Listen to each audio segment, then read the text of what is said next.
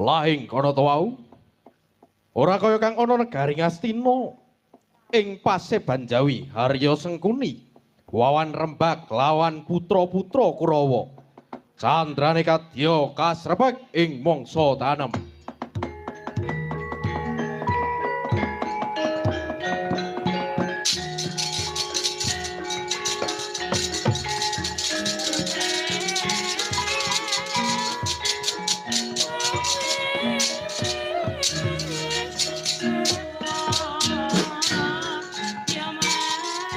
Miat lang ning kalanggian aglar pantam muncar. Oh.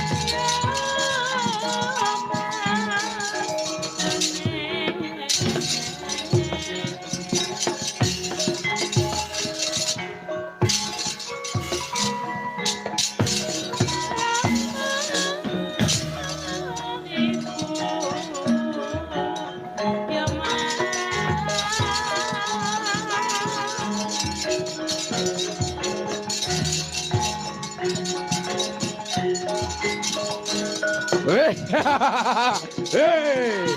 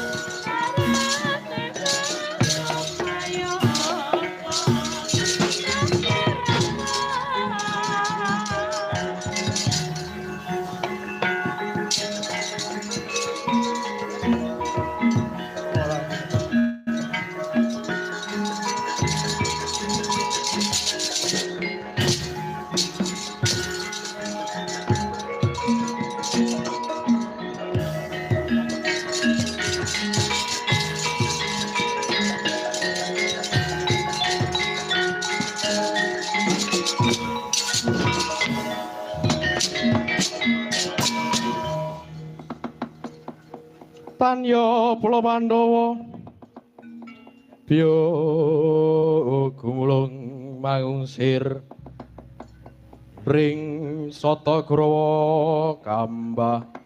Oh.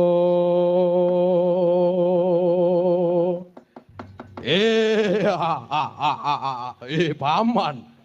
Paman Sengkuni man. Sarawujeng andika kula nyadhung pawarta man.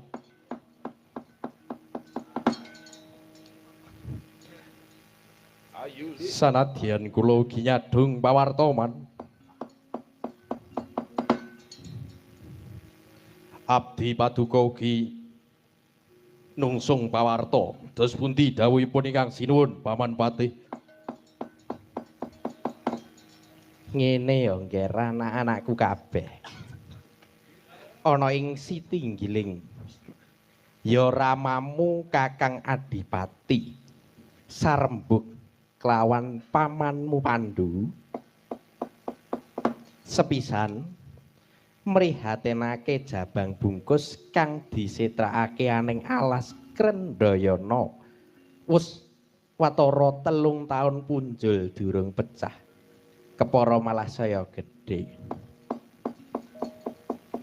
Kapindho pamanmu Pandu nedya munggah neng Kahyangan Suralaya saperlu ngampil lembu andini kanggo nuruti pamotohe Dewi Madrim anggone kepingin nitih lembu andini. Lah Paman Pandu napa sampun sekare man? Wis saka keparenge ramamu sira kabeh kadhawuhan rumeksa si bungkus ana ing alas mau. Kowe kabeh tak kandhani ya Le. Yen bungkus iku mau nganti bisa pecah babar jabang bocah mbuh lanang mbuh wadon, besok gedene bakal dadi klilipe utawa mungsuhe Kurawa. Oh ngaten man. Iya. Mula mumpung durung wujud bocah, awake dhewe kudu budidaya. Tata lahir awake dhewe rumeksa sarta ngusadani supaya bungkus enggal pecah nanging pecahe bungkus isine kudu wis mati. Lah dalah lah kok ngatene man. Lah niku napa boten dosa man? Wis ta meneng.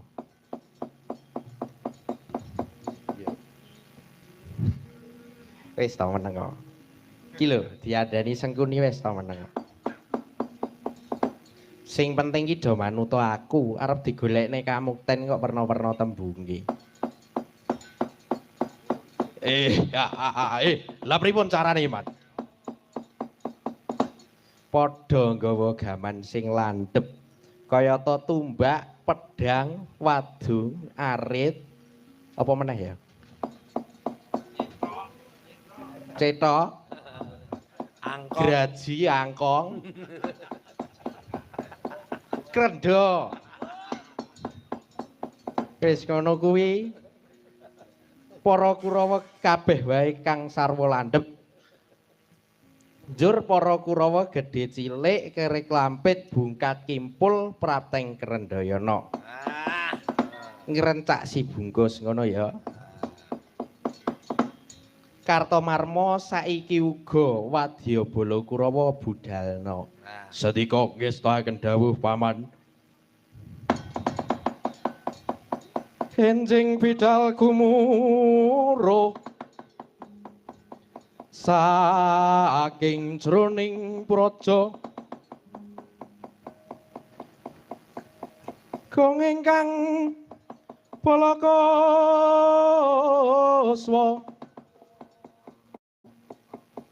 habra busananira lir surya wedalira. Oh kaya mangkono budaling para wadya sigra mangsa lumampano wirama.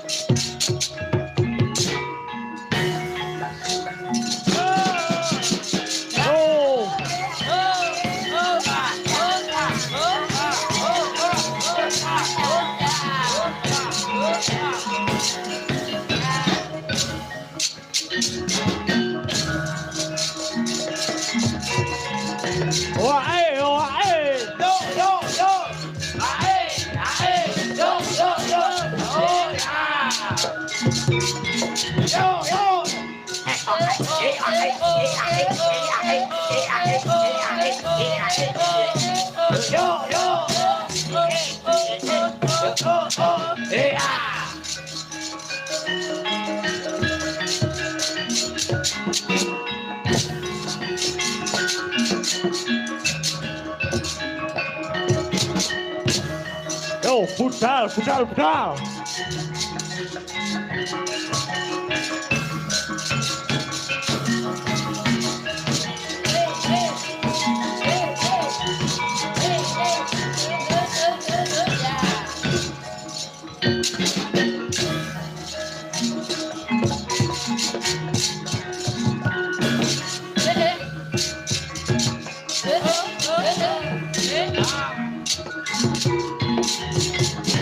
Yo!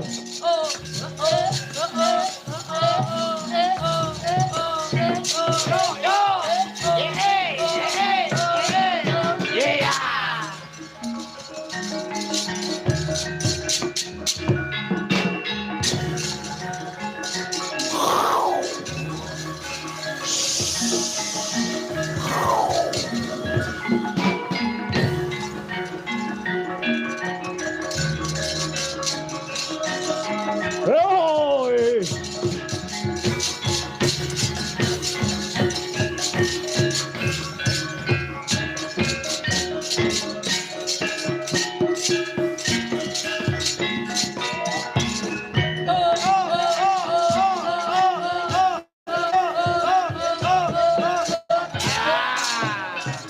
Ae, ae.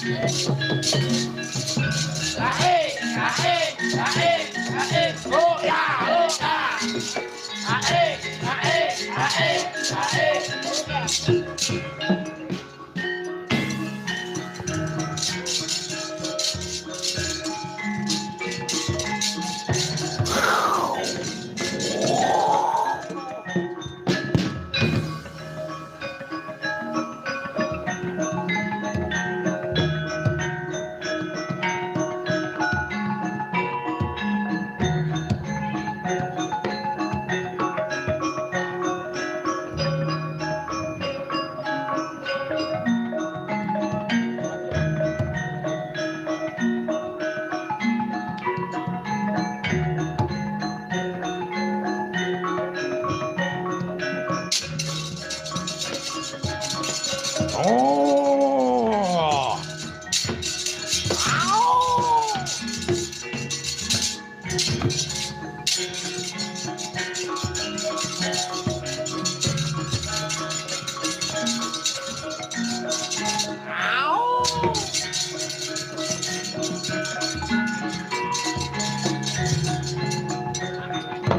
Oh, yeah. Oh.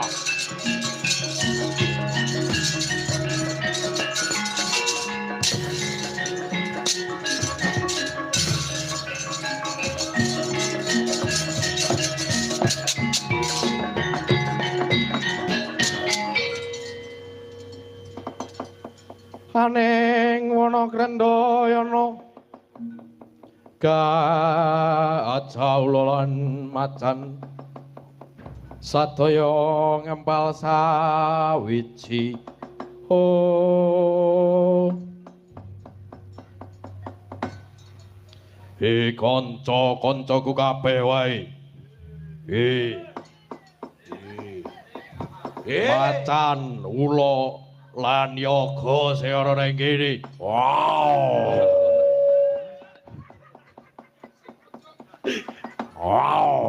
latihan awake dhewe iki wujud kewan nanging uga duweni rasa pangrasa welas asih sapa padhane urip uga duweni rasa tanggung jawab ing alas kene ana titaing dewa wujud bayi kang isih ana jroning ari-ari lan dheweke durung duwe dosa nanging ora sithik kang bakal ganggu gawe. Iya gajah, bener kandamu. Mentas wae aku sobo ing pakebon krungu swara pating brengok mlaku mrene sajake arep nyerake si bungkus. Ya kanca ayo padha dipethokake.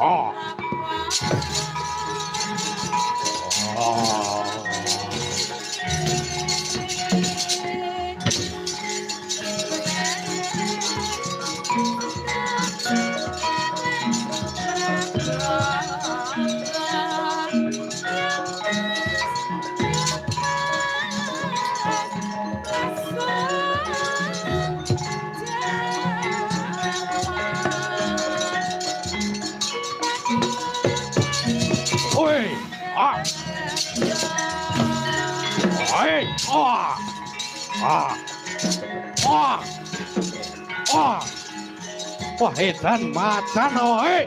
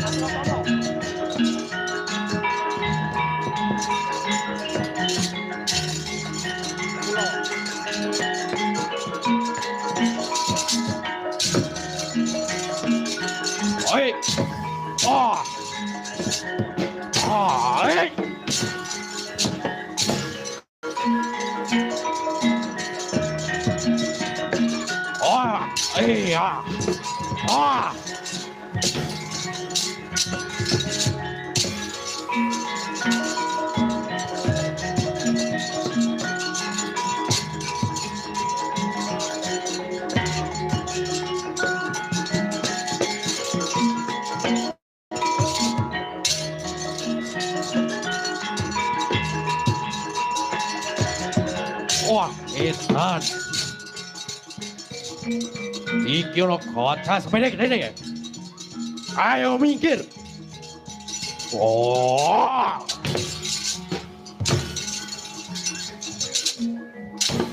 Etian.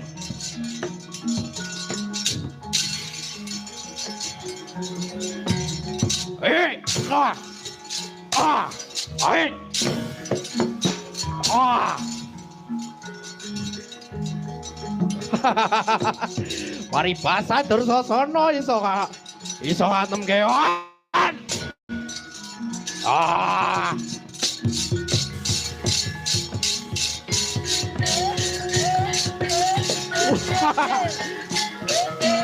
Oi!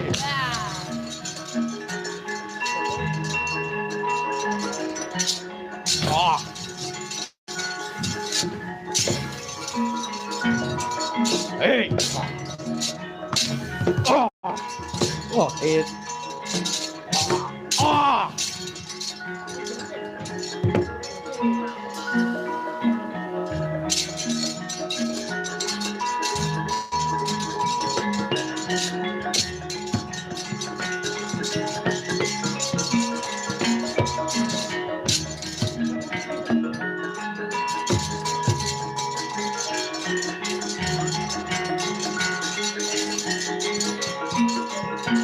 Lah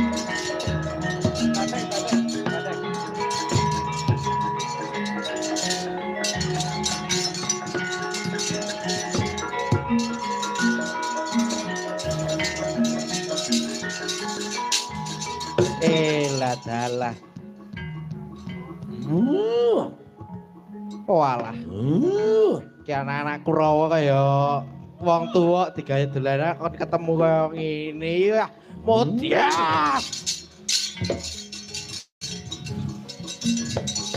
Ah.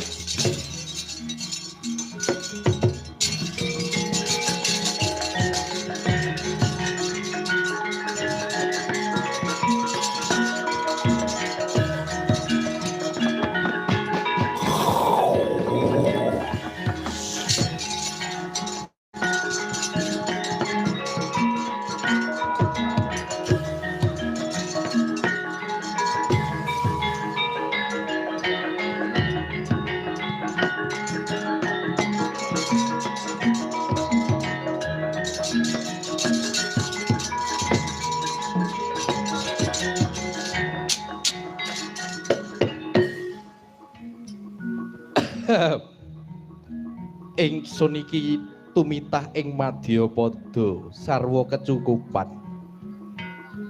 Ora kurang sawiji apa. Bondo donya wis ora kekurangan.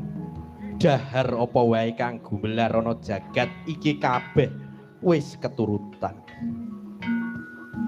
Bojoku ki kok ya ayu, bisa nyinden tur suarane apik.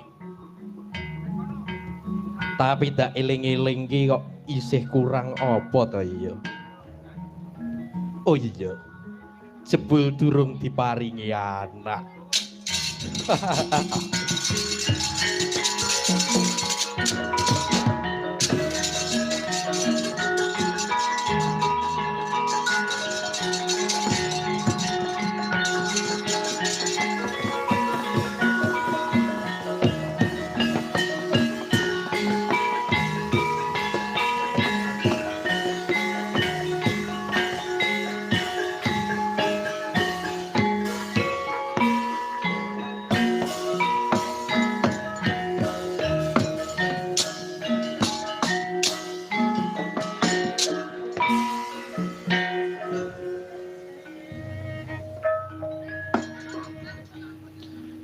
Yam tilam pajiwatan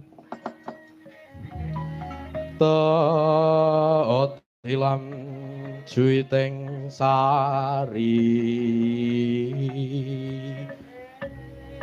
sari kuning puja kuning pucaning asmara laya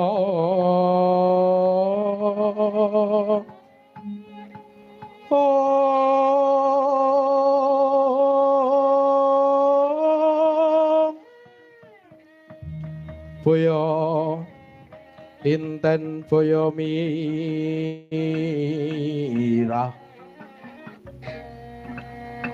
sun remuk dadya ndika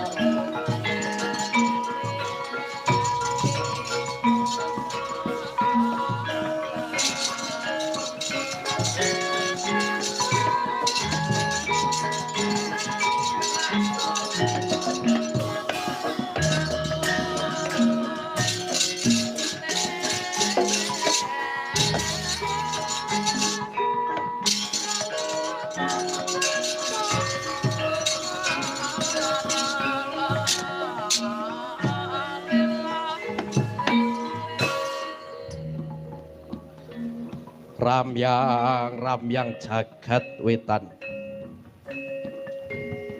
moyo-moyo jagat kulon dudu cahyaning Surya Candra Kartika nanging tuhu punika gumelaring kahyangan Suralaya inggih winastan kahyangan Jonggring Saluka ana padhang dudu padhanging rahina ana peteng dudu petenge wengi wekaring paninggal tansah kapaduk ing cahya ngenguwung wewangunan sarwi kaliling salju petak bebanjaran dahat gumebyar sinela pucuking gunung Himalaya ingkang ketingal manjila pating pelancur lir tatit sisiring langit rerenggan kadewatan tan ana kuciwa kuning gading sinangga mirah delima yayah peksi padang lumayang rerentengan nilawerdi kumebyur praba prabawane hanelahi imbanging gunung Himalaya lan sinenta ingkang dadya gegununganing kahyangan Suralaya kang wewisik Sang Hyang Guru ya Sang Hyang Girinata kang kaadhep kamituaning Suralaya Hyang Narada ya Hyang Resi Kaneka Putra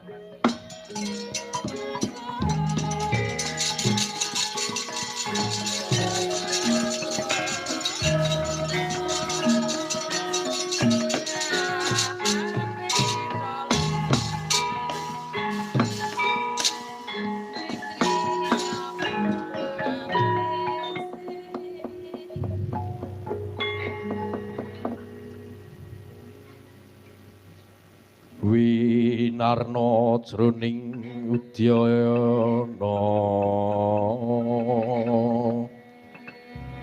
dinata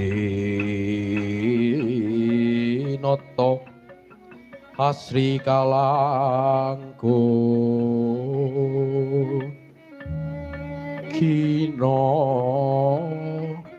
longkang sekararum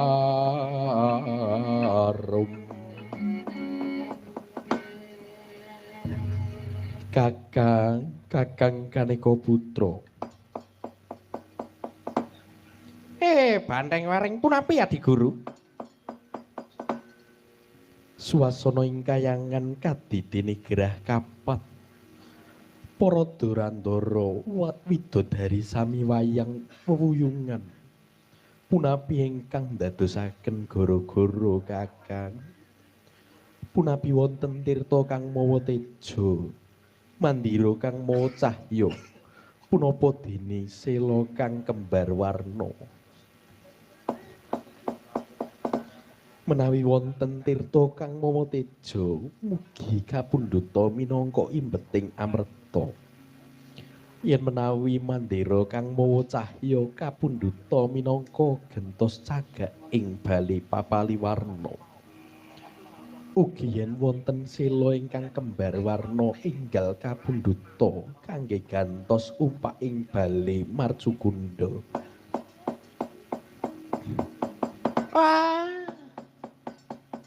Pregenjong Pak Pong Warudaya di Tegarwong.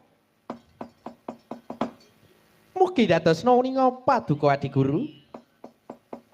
Dumadosipun gara-gara punika wonten sekawan bab. Sepisan jabang bungkus yoganipun Prabu Pandhu Dewanata ingkang dipun setrakaken ing wana Krendayana dereng saged sampurna. Kaping kalih titah paduka Madrim modhah nyidam kapingin nitih Lembu Andini. 3 Narendra Sindurejo inggih ing Bono Keling Mesubrata anggenipun dereng kagungan putra.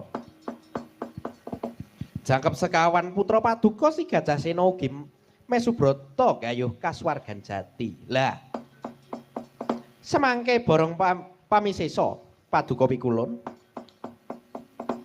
Kakang Resi inggih wekdal semangke ulun bikak wiwaraning kayangan Kakang.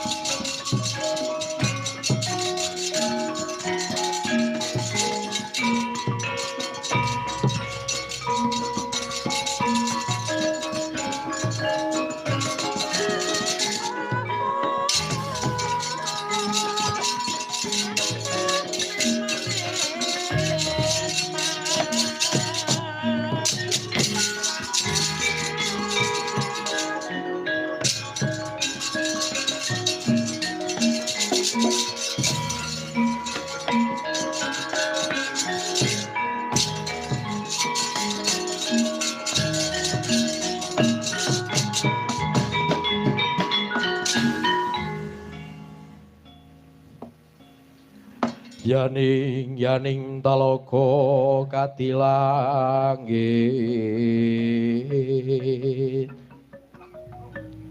mambang tang pasulan upamane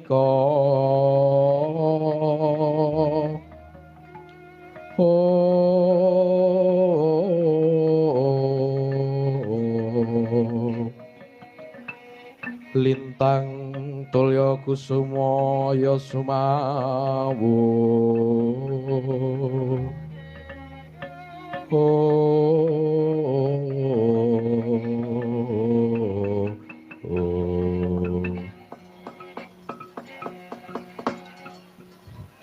titah ulun Pandu bagya prapta kita kaki nuwun inggih Pikulun awit nampi wisesa Paduka Pikulun sadoha padha Paduka Pikulun kaki Pandu ya pangabekti kita ulun tampa. Gere Pandu pregenjong Pak Pong Warudaya ditegor wong Raharja laku kita gen Pukulun Bathara Narada inggih Raharja sowan kula pangabekti kula kunjuk ya Pandu ulun tampa gawe gedene ati ulun kula Pandu samengko pangawak bajra jeneng kita sowan ngarsa ulun duwe karsa apa Pandu nuwun inggih Pikulun saderengipun titah Paduka kula nyadeng gunging pangaksama mila kula kumawani marak ngabiyantara Paduka awit mituruti pamothaipun garwa kula pun madrim piyambakipun nyidam kaworan pengin nitih lembu andini sareng lan kula Pikulun titah Paduka kula sampun lenggana iba sating Bathara yen to kula wani cumantaka nyuwun ngampil titihan Paduka inggih lembu andini ananging Pikulun tumrap kula garwa punika ugi gesang kula mila Pikulun sampun dados patembaya nadyan cinupeta gesang kula miwah kacemplungna kawah candra dimuka mugi wonten lilaning penggalih Paduka lembu andini kula suwun ngampil